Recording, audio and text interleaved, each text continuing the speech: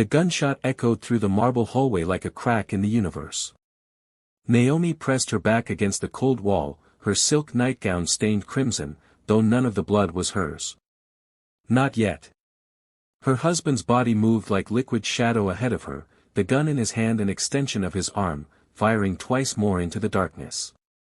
The massive chandelier above them swayed from the force of bullets embedding into the ceiling. Glass rained down like frozen tears. "Stay behind me," Jin-Woo commanded, his voice stripped of everything except survival. His white dress shirt clung to his torso, soaked through with someone else's death. 3 months ago, she wouldn't have believed this moment possible. 3 months ago, she didn't know the man she married was a ghost who walked among kings and corpses. But that was before the silence. The penthouse stretched across the 42nd floor of a building that touched the clouds over Manhattan, all glass and distance and expensive emptiness. Naomi stood at the window watching the city bleed light into the November darkness. She wore a champagne-colored dress that cost more than most people's cars, her dark skin luminous against the fabric, her reflection almost a stranger. 60 days. 60 mornings waking to an empty bed, the sheets on his side barely disturbed. 60 nights preparing herself emotionally, physically, only to hear his footsteps pause outside their bedroom door before continuing down the hall. They lived like satellites orbiting the same dead star, close enough to sense each other's gravity but never touching, never colliding. She couldn't remember the last time they'd argued. That was worse than the silence somehow. Arguments required caring enough to fight. The door opened behind her. She didn't turn. She knew his presence now by the way the air changed, the way silence took on weight and texture. "You're still awake," Jin-Woo said. Not a question. He never asked questions anymore. "So are you." Naomi watched his reflection approach in the glass. He'd removed his suit jacket but still wore the tailored vest and slacks that made him look carved from some expensive, unbreakable material. His Korean features carried a severity that cameras loved and people feared, though she'd once known the softness underneath. His dark hair fell across his forehead, slightly disheveled. She wanted to touch it. She didn't move. "I have work." "You always have work." He stood beside her now, close enough that she could smell his cologne, that cedar and smoke scent that used to make her dizzy. They stared at the city together, two people who'd forgotten how to be one. "Did you eat?" he asked. "Yes. The chef said you sent your dinner back untouched." So he was watching. That was something. That was worse than nothing. "I wasn't hungry." Jin-Woo's jaw tightened. She knew that that barely perceptible flex of muscle that meant he was holding back oceans. "Naomi. Don't." She finally turned to face him. His eyes were dark, unreadable, but she caught something flickering in their depths. Fear, maybe. Or its shadow. "Don't pretend this is about food." "Then what is it about? You tell me." "You're the one who stopped coming to bed." "Stop touching me." Stopped, she forced herself to breathe. Anger was better than the alternative, that drowning feeling that came at 3 in the morning when she realized she was sleeping alone in a room designed for two. "You stopped being my husband." Something cracked in his expression, a fracture line appearing in stone. "I'm protecting you." "From what?" But he was already walking away, the conversation ended by his absence. She watched him disappear down the hallway, toward his office where he spent his nights doing things she wasn't allowed to know. The door closed with a soft, final click. Naomi stood alone in the living room, surrounded by furniture that cost a fortune and felt like nothing. The silence pressed against her eardrums. She thought about screaming, just to hear something break through it. She didn't. Instead, she walked to the bar and poured herself whiskey she wouldn't drink, staring at the amber liquid like it held answers. "You're hurting him, you know." Naomi spun around, sloshing whiskey onto her wrist. The woman stood in the doorway like she'd materialized from smoke. "Min-seo." Jin-Woo's assistant, though that word felt inadequate for what she actually was. She lived in the guest wing, always present, always watching with those calculating eyes that saw too much. "Excuse me." Naomi set down the glass, her heart hammering. Min Seo moved into the room with the grace of someone trained in ways civilians couldn't recognize. She was beautiful in that sharp, dangerous way, her Korean features severe, her black hair pulled back so tightly it seemed to hurt. She wore all black, always. Slacks and a silk blouse that probably cost what Naomi used to make in a month, back when she had a job, back when she was someone other than Mrs. Park. "He doesn't sleep," Min Seo said, her English accented but perfect. "He barely eats. He's making mistakes. And that's my fault." "I didn't say that." "Then what are you saying?" Naomi crossed her arms, a defensive gesture she hated as soon as she made it. She was in her own home. Why did this woman make her feel like an intruder? Min Seo studied her for a long moment. "He's afraid." "Of what?" "Losing you." Min Seo walked to the window, standing exactly where Naomi had stood moments before. Men like Jin-Woo don't know how to love halfway. So when they're scared, they build walls. They think distance is protection. You seem to know him very well.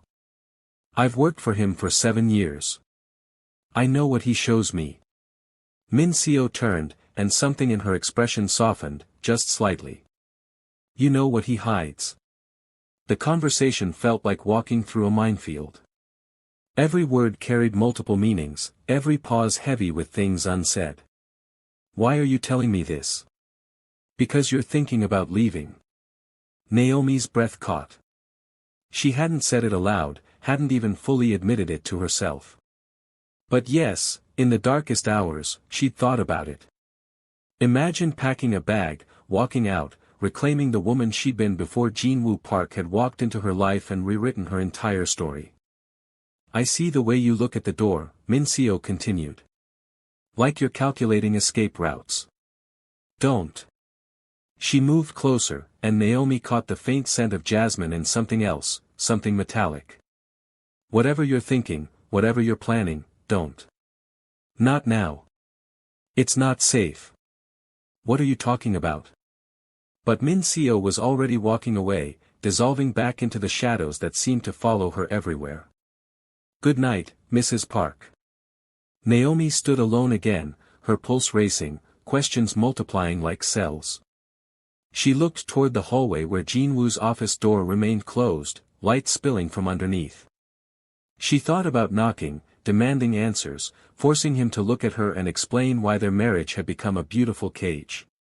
Instead, she walked to their bedroom and lay down in the king-sized bed that felt like an ocean. Sleep, when it finally came, brought dreams of glass breaking and hands that reached for her through darkness but never quite touched. The memory hit her sometimes like a car crash, sudden and devastating and impossible to look away from. 15 months ago, she'd been someone else entirely. Naomi Chen, event coordinator for Manhattan's elite, black and Chinese and drowning in student loans but making it work.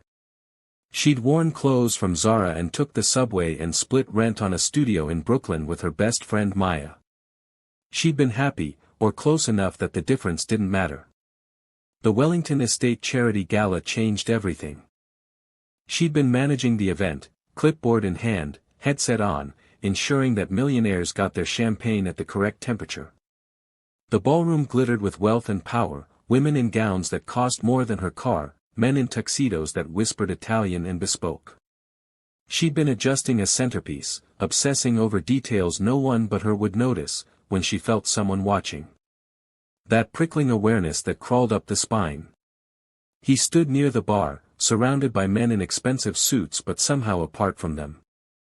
Korean, late 30s, beautiful in the way dangerous things often were. He wore power like a second skin, that indefinable quality that made people unconsciously step aside when he moved. Their eyes met across the ballroom, and Naomi forgot how to breathe. He walked toward her like he'd been navigating toward her coordinates his entire life. The crowd parted. People whispered. She stood frozen, still holding her clipboard like a shield. "You're in charge here," he said when he reached her. "Not a question. I'm coordinating, yes." Her voice came out steadier than she felt. "Is there something you need?" His lips curved, not quite a smile. "Yes."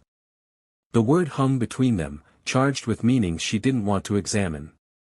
Up close, he was devastating. Sharp cheekbones, dark eyes that saw too much, that cedar and smoke scent that would later haunt her pillows.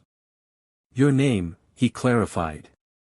"That's not typically included in the event services." This time he did smile, and it transformed him from severe to stunning. "I'm Jin-Woo Park." He said it like she should know the name. She didn't. Later, she would wish she'd Googled him right then, wished she'd seen the articles and the speculation and the carefully worded warnings. But in that moment, she only saw a man who looked at her like she was the only person in a room full of hundreds. Naomi Chen. Naomi. He spoke her name carefully, like learning a new language. "Have dinner with me." "I'm working. Tomorrow." "I don't date clients." "Good thing I'm not your client. My company is sponsoring this event. That makes me your boss's boss's boss." His eyes gleamed with amusement. "Still professional?" She should have said no. Should have smiled politely and walked away and continued her normal, safe, predictable life.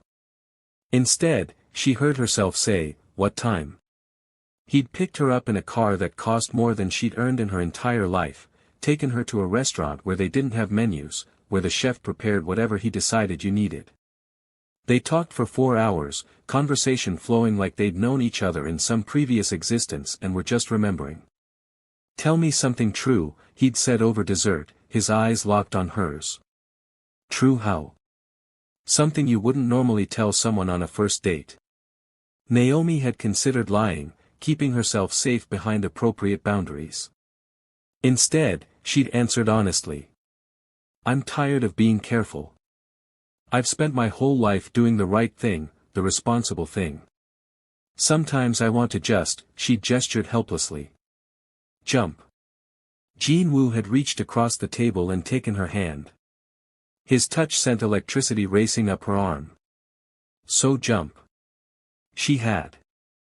God help her, she had. The next 3 months were a fever dream of excess and romance and danger she didn't recognize as danger. He was everywhere, in every moment, rewriting her life in real time. Flowers delivered to her office daily. Weekend trips to Paris, Tokyo, places she'd only seen in movies. He bought her dresses and jewelry, and once, after she'd mentioned loving books, an entire first-edition collection of Toni Morrison novels. "This is too much," she'd protested, overwhelmed and delighted and slightly terrified. "Nothing is too much for you," he'd replied, pulling her close. "Let me take care of you." And she had. She'd quit her job when he asked, moved into his penthouse, let him pull her into his orbit until she forgot what her life had looked like before him. Her friends had worried, Maya especially. "This is crazy, Nay," Maya had said over coffee in what would be their last normal conversation. "You barely know him. He could be anyone." "I know enough." "Do you? What does he actually do? Like, specifically?" Naomi had realized she didn't know. "Import-export," he'd said vaguely. "Investments. Business that required him to disappear sometimes without explanation, to take calls at 3 in the morning in languages she didn't speak." "I love him," she'd said, and it was true, terrifyingly true.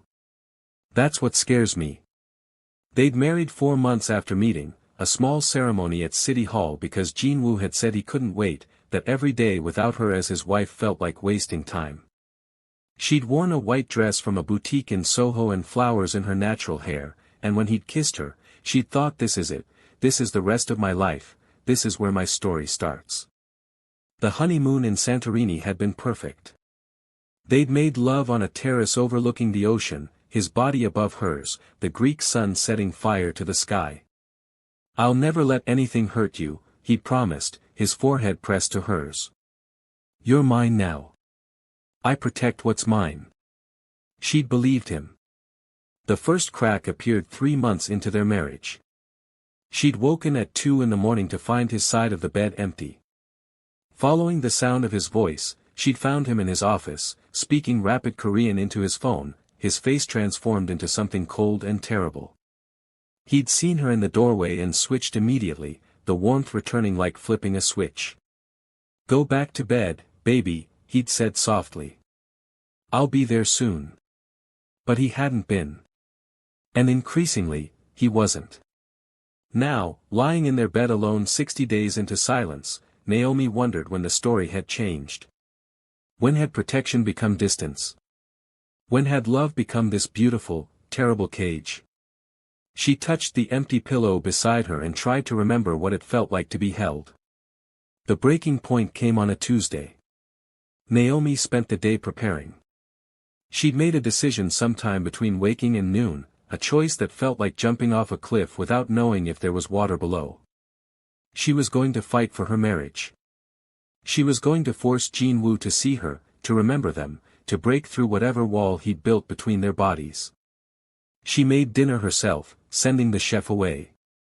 Korean food, japchae and bulgogi and kimchi, recipes she'd learned from his mother during their one visit to Seoul. She set the table with candles, changed into a dress that she knew he loved, left her hair natural the way he said made her look like royalty. When she heard his key in the lock at 8, her heart hammered against her ribs. Jin-Woo walked in and stopped. His eyes traveled over the dinner, the candles, her. Something flickered across his face, longing, maybe, or regret. "Naomi. I know you're busy," she said quickly, before her courage failed. "But I made dinner. Your favorites. I thought maybe we could just talk. Like we used to." He stood frozen in the doorway, his briefcase still in his hand. For a moment, she thought he might stay. Then his phone buzzed.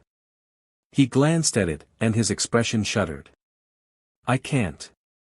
I have a meeting. Cancel it. I can't. Jin-Woo, please." She moved toward him, reached for his hand. His skin was warm under her fingers, solid, real. "Please. I miss you. I miss us." His jaw worked. She saw him fighting something, some internal war being waged behind his eyes. Then he pulled away, gently but firmly, and the rejection felt like being slapped. "I'm sorry." He walked toward his office, and something inside her snapped. "Is it her?" He stopped. Turned slowly. "What? Minseo. Is that why you won't touch me?" The words tumbled out bitter and desperate. "Are you sleeping with your assistant?" Jin-Woo closed the distance between them in 2 strides. He grabbed her shoulders, not rough but urgent, his face inches from hers.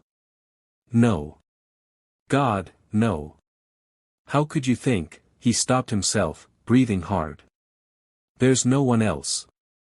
There has never been anyone else since the moment I saw you." "Then what? Why are you doing this?" But he was already pulling away, that wall slamming back down. "I can't explain. I need you to trust me. I've been trusting you for 60 days, Jin-Woo. I'm out of trust." He looked at her then, really looked at her, and she saw agony in his eyes. "I know. I'm so sorry. But I can't." His phone buzzed again. "I have to take this." He disappeared into his office. The door closed. The candles flickered in the silence. Naomi stood among the ruins of her romantic gesture, humiliation and rage burning in her throat.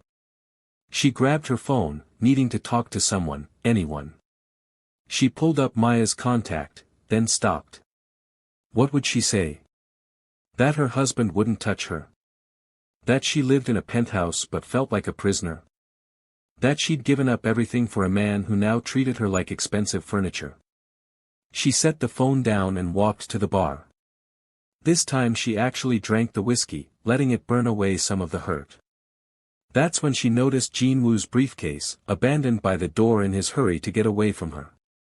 It sat there innocently, expensive leather, combination lock that she'd seen him open 1,000 times. 9-2-7-4, her birthday, September 27, 1994.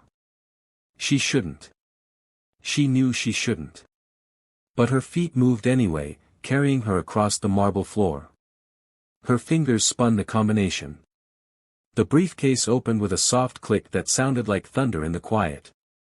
Inside, files. So many files. She pulled out the first one, opened it, and stopped breathing. Photographs. Of her. Hundreds of them. Naomi leaving the penthouse. Naomi at the coffee shop on the corner. Naomi in the park, in the grocery store, everywhere she'd been for the past 2 months. Each photo stamped with date and time. Surveillance photos. Her hands shook as she opened the next file. More photos, but these included other people. Men she didn't recognize. License plates. Location markers. And names. So many names with red X's through them. She found a tablet in a side pocket, powered it on. No password. Or rather, the password was already entered, _092794. Her initials and birthday. The screen loaded. She stared at folders labeled with codes she didn't understand. She clicked one at random, containment _protocol_omega.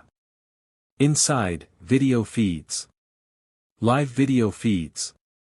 Of their penthouse. Every room. Multiple angles. She watched herself on screen, standing at the bar just minutes ago, watched herself walk to the briefcase, watched herself discover she was being watched. The room tilted. She braced herself against the wall, trying to process what she was seeing. The man she'd married had been recording her, tracking her, documenting her entire existence like she was a subject under observation. Mrs. Park. Naomi spun. Min Seo stood in the hallway, her expression unreadable.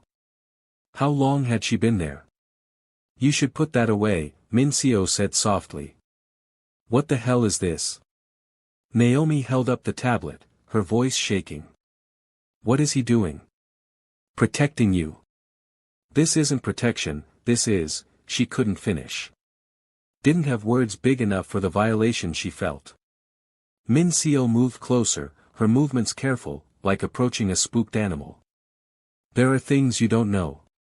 Things he hasn't told you because he's trying to keep you safe. I don't want to be safe like this. I want to be his wife. You are his wife. That's the problem. Before Naomi could respond, the office door opened. Jin-Woo emerged, his phone in his hand, already speaking. Min Seo, I need you to, he stopped, seeing the briefcase open, the tablet in Naomi's hands. His face went white. What are you doing? What am I doing? What are you doing? She threw the tablet at him. He caught it reflexively. You've been watching me. Recording me. Following me. Naomi, I can explain. Then explain. Explain why my husband treats me like a prisoner. Explain these photos. Explain, she stopped, a new horror dawning. Explain what you really do. Jin-Woo looked at Min Seo. Some silent communication passed between them. Min Seo nodded almost imperceptibly and disappeared down the hallway. Sit down, Jin-Woo said quietly. I don't want to sit down. Please. The word broke her. She'd been angry enough to shatter glass, but the defeat in his voice doused her rage. She sat on the couch, her legs suddenly unreliable. Jin-Woo sat across from her, the coffee table between them, the distance both physical and vast. My family has been involved in organized crime for 4 generations, he said, the words clinical, detached. My grandfather built an empire importing pharmaceuticals into Korea and the United States. Not legal pharmaceuticals. My father expanded into other territories, money laundering, weapons, human trafficking until I shut that down. He spoke like reciting facts from someone else's life. I inherited control of the park syndicate when I was 25. I've spent the last 13 years maintaining our position, eliminating threats, protecting our assets. The room was spinning again. Naomi gripped the couch cushion. You're a criminal. Yes. You're in the Mafia. We don't call it that, but yes. And you married me. Her voice sounded distant to her own ears. You married me and didn't tell me. I married you because I love you. Because you were the first person in my entire life who looked at me and saw, his voice cracked. Saw someone who could be good. Someone worth saving. But you lied. I omitted. There's a difference. Is there? She laughed, the sound bitter. You brought me into your life, made me your wife, and never once mentioned that you were a mobster. I was trying to protect you. The less you knew, the safer you were. And now? Jin-Woo leaned forward, his elbows on his knees, his hands clasped. 2 months ago, I received intelligence that the Choi Syndicate, our primary rivals, were planning something. My people intercepted communications. They're targeting me through you. The words landed like physical blows. What? They've been conducting reconnaissance. Mapping your routines, identifying vulnerabilities. They're planning to abduct you, Naomi. Use you as leverage to force me to surrender territory, to weaken my position. His eyes met hers, and she saw the fear he'd been hiding. They'll torture you. Probably kill you once they've extracted what they need from me. That's how this works. She couldn't breathe. The penthouse, her beautiful cage, suddenly felt like it was collapsing. The surveillance. Is me trying to keep you alive? The distance, I thought if I pulled away, if we seemed less connected, they might recalculate. Choose a different target. He laughed bitterly. I was wrong. Making you unhappy just made you more vulnerable. And Min Seo? Former intelligence officer. Korean NIS. She's been providing personal security while appearing to be my assistant. Every time you've left this building, she's been 3 steps behind you. Naomi processed this, her mind reeling through the past 60 days. You've been protecting me. Badly, apparently. Why didn't you tell me? Why didn't you just talk to me? Because I was terrified. Jin-Woo stood abruptly, moved to the window, his back to her. I've done terrible things, Naomi. Things that would make you hate me if you knew. I've hurt people, killed people, built my power on blood and fear. But you, his voice broke again. You make me want to be something else. Someone who deserves you. And the thought of dragging you into my darkness, of you looking at me with fear instead of love. So you chose to have me look at you with nothing instead. He turned, and his face was wet. She'd never seen him cry. Hadn't known he could. I don't know how to do this. I don't know how to love someone without destroying them. Naomi stood. Her legs shook but held. She crossed to him, closing the distance he'd spent 60 days creating. When she touched his face, he flinched like she'd struck him. I'm so angry with you, she said softly. For lying. For the surveillance. For treating me like I was too fragile to handle the truth. You are fragile. You're the only good thing in my life, and I'm not fragile. I'm your wife. She forced him to look at her. And wives don't abandon their husbands when things get hard. Even when those husbands are apparently mob bosses who've been lying for 15 months. Naomi. Whatever he was going to say was cut off by the sound of breaking glass. The window exploded inward in a shower of diamond fragments. Jin-Woo grabbed Naomi and threw them both to the floor, his body covering hers as bullets shredded the air where they'd been standing. The penthouse alarm screamed. More breaking glass, from multiple directions. Stay down. Jin-Woo shouted over the chaos. He rolled off her and suddenly had a gun in his hand, pulled from an ankle holster she'd never noticed. Min-seo. The assistant appeared instantly, also armed, her face transformed into something cold and lethal. She fired 3 shots toward the shattered window without seeming to aim, and someone outside screamed. They breached the perimeter, Min-seo said calmly, like discussing weather. 3 teams. Building security is compromised. We need to move now. Jin-Woo grabbed Naomi's hand, hauled her up. Emergency protocols. Route Sigma. Confirmed. They ran. Through the penthouse, past their bedroom, past the kitchen where dinner still sat uneaten on the table. Jin-Woo pulled her into his office, slammed the door. Min-seo appeared with 2 duffel bags. Change, Jin-Woo ordered, tossing her clothes. Now. Naomi's hands shook too much to manage the zipper. Min-seo helped her, stripping off the dress and pulling on tactical pants, boots, a jacket. Someone hammered on the office door. Gunshots. The door was reinforced, but it wouldn't hold forever. Jin-Woo opened what looked like a bookshelf. Behind it, an elevator. Not the main one. This descended into darkness. They piled in. The doors closed just as the office door exploded inward. The elevator dropped, fast enough to steal her breath. Naomi clutched Jin-Woo's arm, her mind unable to process what was happening. This was her life now. Running from people who wanted her dead because she'd fallen in love with the wrong man. Or maybe the right one. She didn't know anymore. The elevator stopped. The doors opened onto a parking garage she'd never seen. A black SUV waited, engine running. They climbed in, Min-seo driving. Tires squealed as they shot up the ramp and into the Manhattan night.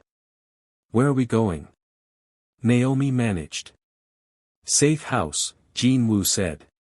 He was texting rapidly, coordinating something. In the Catskills. Off-grid, hardened, defensible. How long? Until I've eliminated the threat. Min-seo swerved hard, cutting through an alley.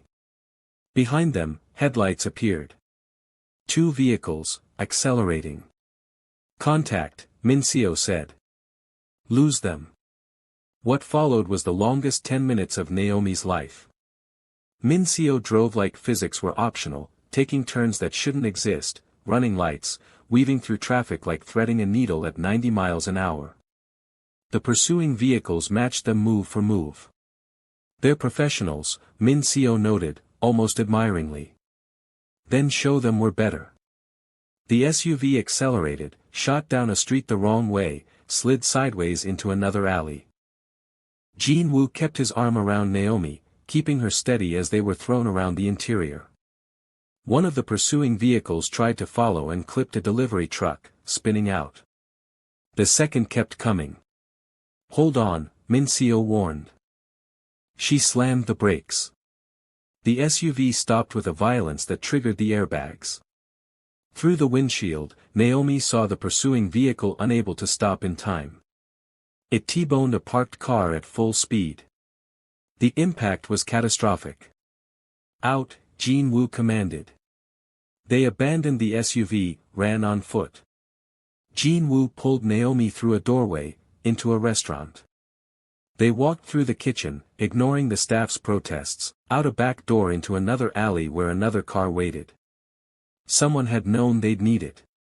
Jin-Woo's organization was everywhere, invisible threads.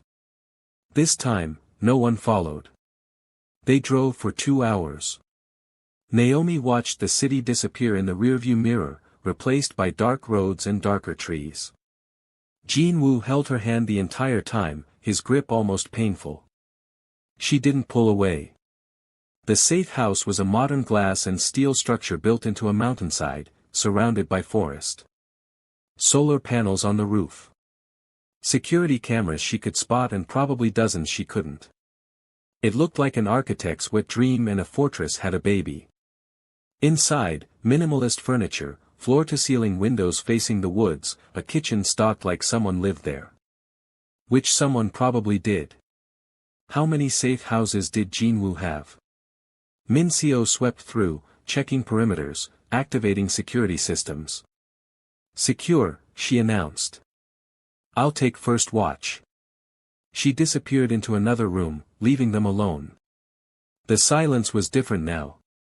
Not the horrible emptiness of the past 60 days, but something heavy with everything unsaid. I'm sorry, Jin-Woo finally said. He stood by the window, staring out at the darkness. I brought you into this. I made you a target. You saved my life tonight. I put your life in danger by loving you. Naomi walked to him, stood beside him like they'd stood in the penthouse 1,000 years ago. Do you remember what I told you on our first date? Tell me something true. I said I was tired of being careful. That I wanted to jump. She turned to face him. I jumped, Jin-Woo. I chose you. I chose this life, even if I didn't know what this life was. You can't want this. Violence and danger, Anne. I want you. She took his face in her hands, forcing him to look at her. I want my husband. The man who bought me first edition Toni Morrison. The man who learned to cook my mother's recipes. The man who cried at our wedding when I walked down the aisle. She kissed him, tasting salt and desperation. The man who's been slowly killing himself trying to protect me. Naomi. No more walls. No more distance. We face this together, or we don't face it at all. Something in him broke then, that last defense crumbling. He kissed her back, hard and desperate, like a drowning man finally allowed to breathe. They stumbled backward, knocking into furniture, mouths never separating. He lifted her, and she wrapped her legs around his waist, her hands in his hair, finally touching him the way she'd needed to for 60 days. They made it to a bedroom somehow. He laid her on the bed, covered her body with his, and when he pushed inside her, she gasped. Not from pain but from the sheer relief of finally being connected again, finally being whole. I love you, he whispered against her neck. I love you so much it terrifies me. Then be terrified with me, she gasped, moving with him. Stop trying to be brave alone. They moved together, finding their rhythm again, that dance they'd learned over months of early love and forgotten in months of fear. When she came, it was with his name on her lips. When he followed, he buried his face in her hair and held her like letting go would kill him. After, they lay tangled together, the adrenaline crash leaving them both shaking. Naomi traced the scars on his chest, marks she'd noticed before but never asked about. Now she knew. Battle scars. Evidence of a life lived in violence. Tell me everything, she said quietly. No more secrets. So he did.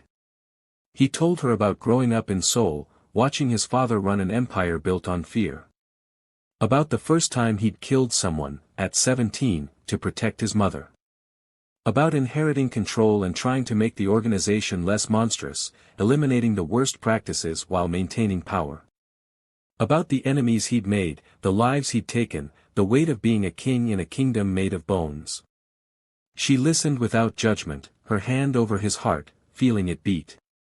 When he finished, she said, "What happens now?" "I eliminate the Choi threat. Permanently. And after? I don't know. I've never thought beyond survival." He rolled to face her. "What do you want?"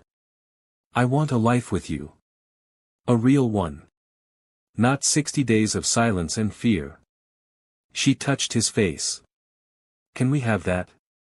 Can someone like you have something like normal?" "I don't know," he admitted. "But I want to try. For you, I'll try." They fell asleep wrapped around each other, windows open to the forest sounds, the glass walls making them visible to the night. Trusting Min-seo to keep them safe. Naomi woke to sunlight and the smell of coffee. Jin-Woo was already up, standing at the window in tactical pants and nothing else, talking quietly on the phone in Korean. She watched him from the bed, memorizing the planes of his back, the way his muscles moved when he gestured. He glanced over, saw her awake, and something softened in his expression. He ended the call. "Coffee's ready," he said. "And I made breakfast." "Well, Min Seo made breakfast. I'm attempting to learn." She laughed, the sound strange after so much silence. "What's the plan?" "My people are handling the Choi problem. Should be resolved within 48 hours. He sat on the edge of the bed. "I need to make some calls, coordinate, but I'm not leaving you. Not anymore." "And Min Seo?" "Keeping watch.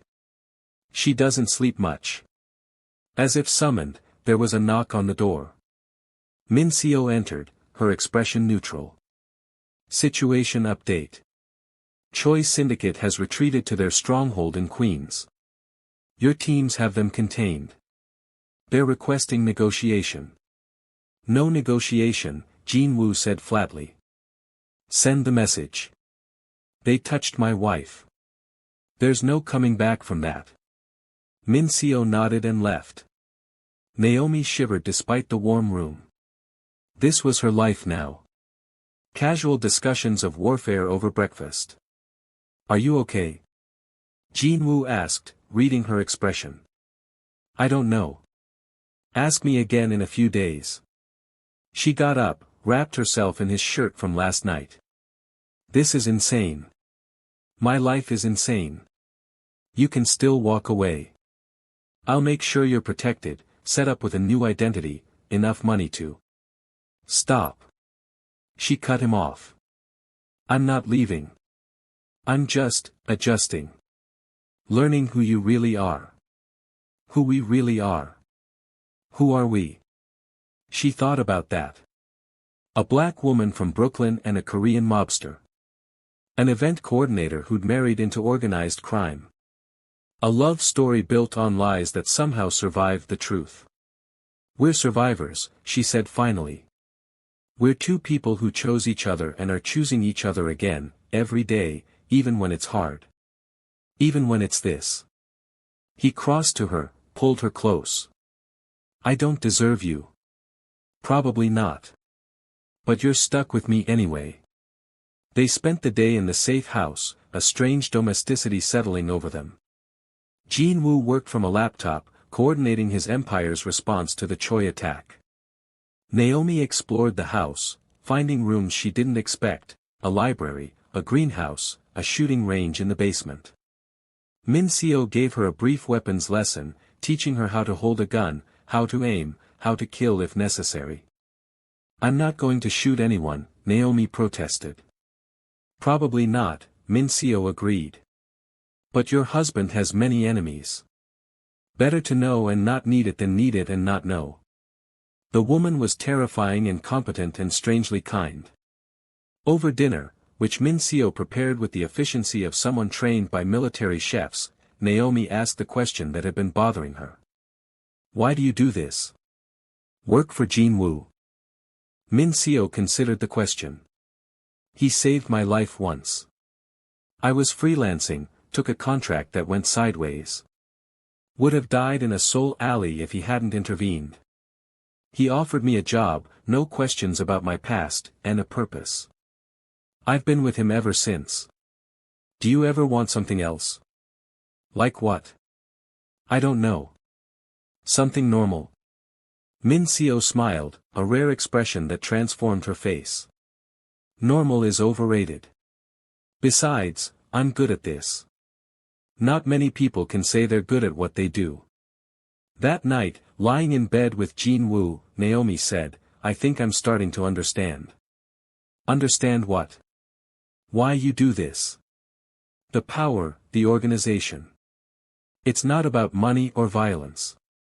It's about control. About protecting the things that matter in a world that wants to take them away."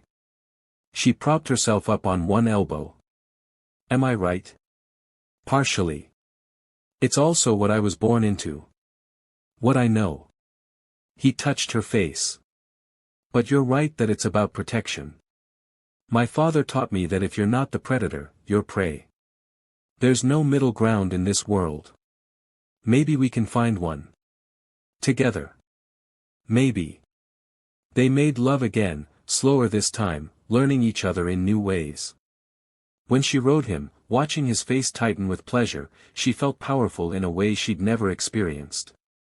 Not the power of wealth or violence, but the power of being seen and wanted and chosen. "Tell me something true," she whispered as they lay tangled after. He smiled at the callback.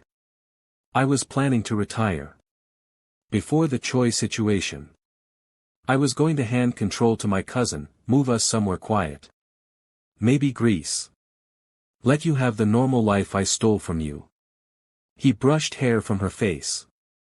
"That's still the plan. After this is over.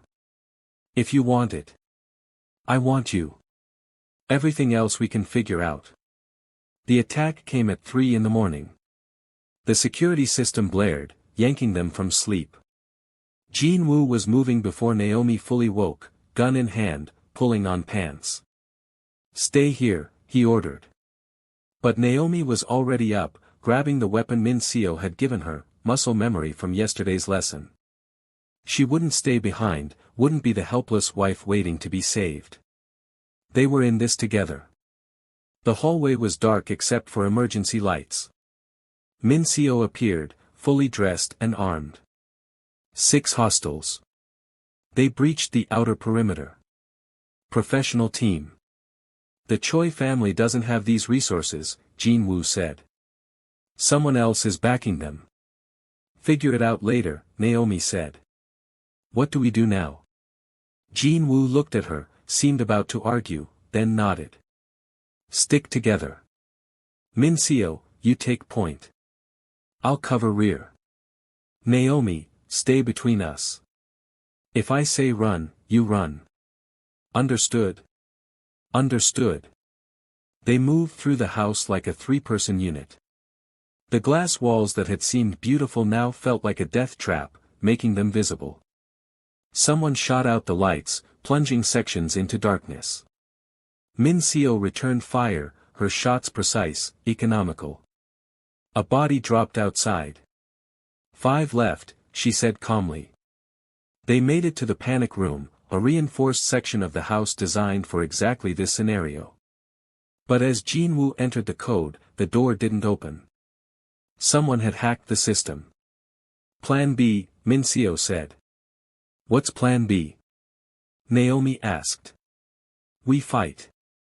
And they did. When the attackers breached the house, coming through windows and doors simultaneously, Naomi saw Jin-Woo transform into something she'd never witnessed.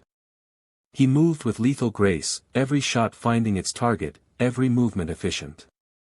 This was who he'd been before her, who he still was underneath the suits and the tenderness. A weapon. A king. Min Seo was just as deadly, covering his blind spots, moving like they'd trained together for years. Which they probably had. Naomi stayed low, gun raised but not firing. She couldn't bring herself to pull the trigger, couldn't cross that line even with adrenaline screaming through her veins.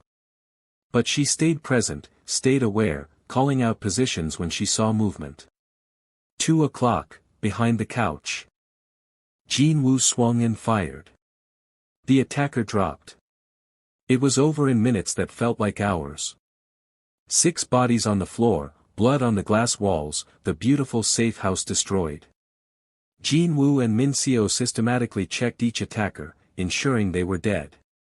"Choi family insignia," Min Seo noted, examining one body. "But these are Russian operatives. See the tattoos." Jin-Woo's expression darkened. "The Volkov Brotherhood. The Choice formed an alliance. That complicates things." "No." He stood, blood on his hands, his face hard. "It ends it. If they want war, I'll give them war." He made calls while Min Seo secured the perimeter. Naomi sat on the floor, shaking, trying to process that she'd just survived her second attack in 24 hours. This was her life now. This violence, this danger. Jin-Woo found her there, knelt beside her. "I'm sorry." Stop apologizing. I'm here by choice. She took his bloody hands in hers. Finish it. Do what you need to do. Then we figure out what comes next. Over the next 2 days, Jin-Woo orchestrated a response that was both surgical and brutal. Naomi heard pieces of it, coordinated strikes on Choi positions, negotiations with the Russian Volkov leadership that resulted in them abandoning the alliance, a final meeting where Jin-Woo apparently made an offer that couldn't be refused. When he returned to the safe house on the 3rd day, he looked exhausted but satisfied. It's over. The Choi family has surrendered what's left of their territory. The Russians have agreed to stay in their lane. You're safe now. And you? I'm always in danger. Comes with the crown. He sat heavily on the couch. But the immediate threat is gone. Min Seo appeared in the doorway. Mr. Park. Mrs. Park. She bowed slightly, formal. My services are no longer required here. I'll return to headquarters unless you need something else. Where will you go? Naomi asked. Min Seo smiled. There's always another situation that needs handling. But thank you for asking, Mrs. Park. You're stronger than you know. Thank you. For keeping us alive. It's what I do. She nodded to Jin-Woo, a silent communication passing between them, then she was gone. Just like that. Dissolving into whatever shadows she came from. Naomi and Jin-Woo were alone in the destroyed safe house, surrounded by evidence of violence, holding each other like shipwreck survivors. What now? She asked. Now we go home. Rebuild. Figure out our life. He pulled back to look at her. I meant what I said about retiring. I can make it happen.